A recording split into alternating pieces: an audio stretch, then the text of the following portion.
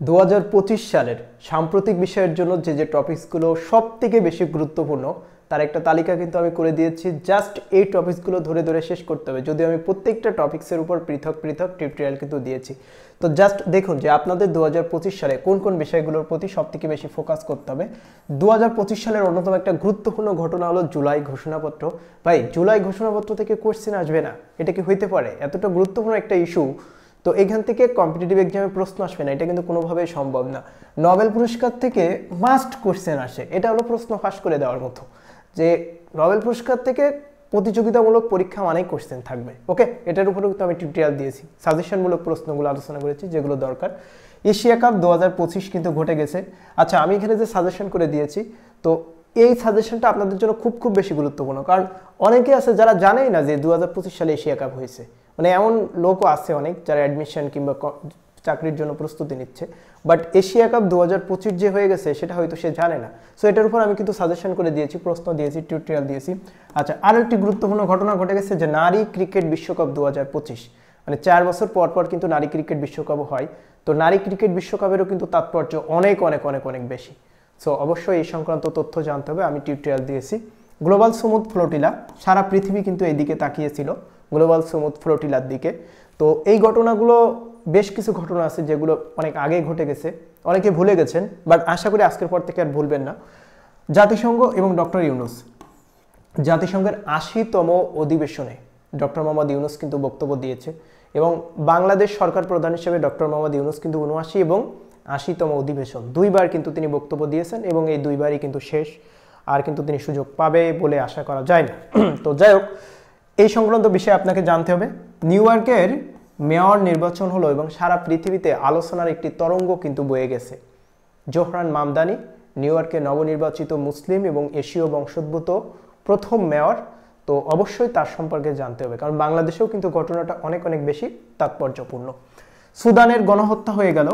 সারা পৃথিবীতে বর্তমানে আমরা যে সিভিলাইজড ওয়ার্ল্ড দাবি করি, এই সিভিলাইজড ওয়ার্ল্ডে কিন্তু একটা আনসিভিলাইজড অ্যাক্টিভিটি আমরা দেখেছি, গণহত্যার মতো ঘটনা ঘটেছে, যেটাকে রোয়ান্ডার গণহত্যার সাথেও কিন্তু তুলনা করা হয়েছে। সো সুদান সম্পর্কে আপনাকে ইনফরমেশন জানতে হবে। সুদানের গণহত্যা, সুদানের গৃহযুদ্ধ এবং সুদান সম্পর্কিত তথ্যগুলো আপনার জানা লাগবে।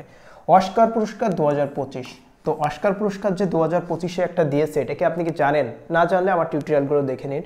কপ সম্মেলন 2025, এটা এখনো হয়নি, হতে যাচ্ছে ভেরি ফাস্ট। ফুটবল বিশ্বকাপ 2026, কিছু কিছু বিষয় থেকে, মানে আগাম বিষয় থেকে কিছু কিছু বিষয় কোশ্চেন আসে, মানে যেগুলো নিকট ভবিষ্যতে হতে যাচ্ছে। তার ভিতরে অন্যতম হলো কপ সম্মেলন 2025, 30তম কপ সম্মেলন এবং ফুটবল বিশ্বকাপ। মাস্ট কোশ্চেন আসবে এখান থেকে। ফুটবল বিশ্বকাপ থেকে বলা যায় অবশ্যই কোশ্চেন আসবে, মাস্কট কোথায় হচ্ছে, এই সংক্রান্ত বিষয়ে কিন্তু কোশ্চেন চলে আসবে। জিআই পণ্য অবশ্যই জানবেন, যদিও এখন ফ্রিকোয়েন্টলি জিআই পণ্য কিন্তু চেঞ্জ হচ্ছে।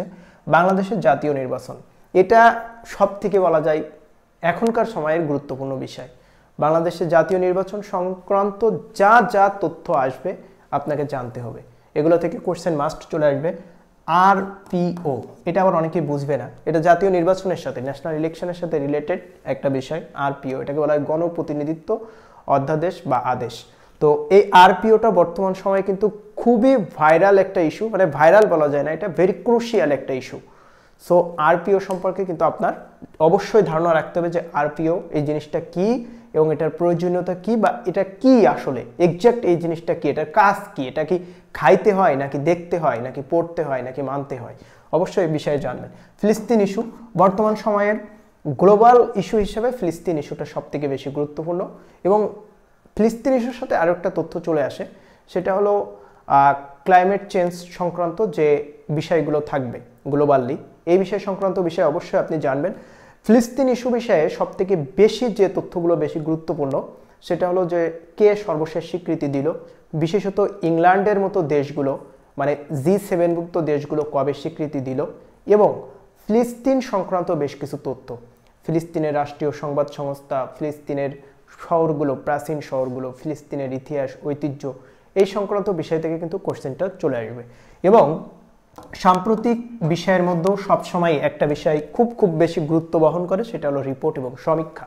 যে রিপোর্ট সমীক্ষাগুলো হয়ে যাচ্ছে, মানে ওয়ার্ল্ডের রিপোর্ট সমীক্ষা থেকে বাংলাদেশের যে ইন্টারনাল যে রিপোর্ট সমীক্ষাগুলো আছে, এই বিষয়ে সব তথ্য আপনাকে জানতে হবে। যেমন রিসেন্টলি কিন্তু বিভিন্ন রিপোর্ট সমীক্ষা প্রকাশ হয়েছে, তো এগুলোর উপর আমি অবশ্যই যেগুলো মোস্ট ইম্পর্টেন্ট সেগুলোর উপর টিউটোরিয়াল দিয়েছি। সাম্প্রতিক ক্লাসগুলোতে কিন্তু আমি সবগুলো বিষয় দিয়েছি।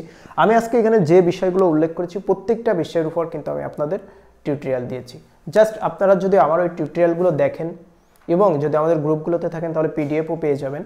তো জাস্ট টিউটোরিয়াল দেখবেন, পিডিএফ পড়বেন, ভাই আপনি সাজেশনকৃত সব তথ্য একটা জায়গা থেকে পেয়ে যাচ্ছেন, মানে কোনো কিছুই বাদ থাকবে না। আচ্ছা, এখন আরও একটা গুরুত্বপূর্ণ বিষয় কিন্তু আছে, সেটা হলো জাতিসংঘের মহাসচিব অ্যান্তনিও গুতেরেস দ্বিতীয়বারের মতো বাংলাদেশে আবারও এসেছিল। তো এই সংক্রান্ত বিষয়েও তথ্য জানতে হবে।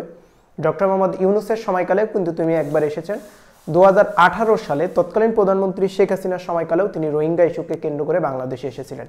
এবারও এসেছে তিনি রোহিঙ্গা ইস্যুকে কেন্দ্র করে। তো খুব বেশি গুরুত্বপূর্ণ।